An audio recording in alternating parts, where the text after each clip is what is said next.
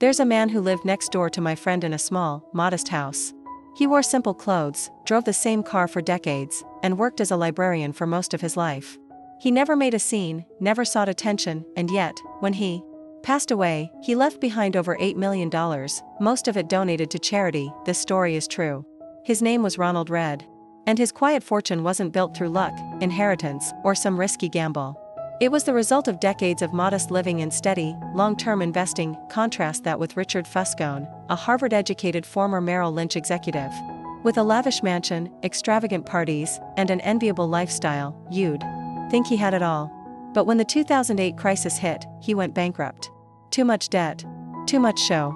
Not enough wisdom. These stories are powerful not because of how different they are, but because they reveal something timeless. Money isn't just about how much you earn. It's about how well you manage, respect, and understand it. In this video, we'll explore 9 timeless lessons from the book, The Psychology of Money, by Morgan Housel. But more than just summarizing ideas, we'll reflect on real stories, unravel common mistakes, and rethink what financial success actually means. Let's begin. 1. The millionaire next door versus the Harvard MBA lesson. Being rich and staying rich are different skills. Ronald Read was a janitor and gas station attendant. He quietly amassed millions. Meanwhile, Richard Fuscone, an Ivy League graduate, flaunted his wealth and lost it all. A key takeaway: you don't need a big income to build wealth.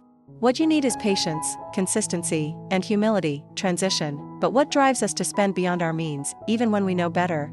Let's explore that next. 2. The endless chase for more. Lesson: knowing when enough is a superpower.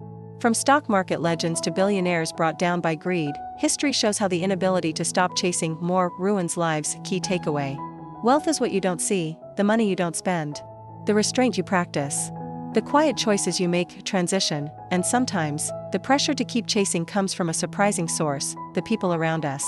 3. Keeping up with the Joneses. Lesson: comparison is the enemy of contentment. We see someone driving a nicer car, living in a bigger house, and we feel we're falling behind. Social media amplifies this.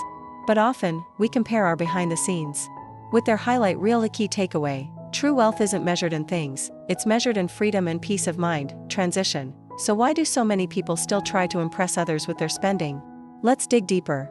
4. Buying respect with money. Lesson: you can't buy real respect. Most people don't admire you when you drive a luxury car, they admire the car. They imagine themselves in it. Key takeaway: if your self-worth depends on external validation, you'll always be poor, no matter how much you earn. Transition. Let's now talk about something most people misunderstand: what real wealth looks like. 5. Wealth is what you don't see. Lesson: wealth is invisible. We see expensive homes, cars, watches, and assume success. But we don't see the debt, the stress, or the empty savings accounts. Key takeaway: just because someone looks rich doesn't mean they are rich. And the truly wealthy? They often don't look at it all. Transition. And while that may feel counterintuitive, it actually gives us an incredible advantage, if we're willing to think long-term. 6. The magic of long-term thinking. Lesson: time is the greatest force in investing. Warren Buffett made over 90% of his wealth after age 60. His secret? Not picking great stocks. Just starting early and never stopping. Key takeaway: you don't need genius. You need time, consistency, and patience. Transition. But to stay in the game long enough to let compounding work, you need one critical trait: control. 7. Freedom is the highest dividend. Lesson: the goal of money isn't luxury, it's control over your time. When you save, you're not just accumulating dollars. You're buying back your time, your choices, your peace. Key takeaway: true wealth is the ability to wake up and say, I'll do what I want today. Transition. But in a culture that glorifies hustle and overwork, that kind of freedom is rare, unless we define success on our own terms. 8. The power of not caring what others think. Lesson: most of our bad money choices come from trying to impress people we don't even know. Learn to be okay with being misunderstood, with living below your means, with choosing a different path. Key takeaway: wealth isn't loud, and you don't need anyone's approval to be free. Transition. And when you build that mindset, it changes how you see risk, effort, and rewards. 9. Success isn't about having it all, it's about having enough. Lesson: you win the game of money by knowing when to stop playing.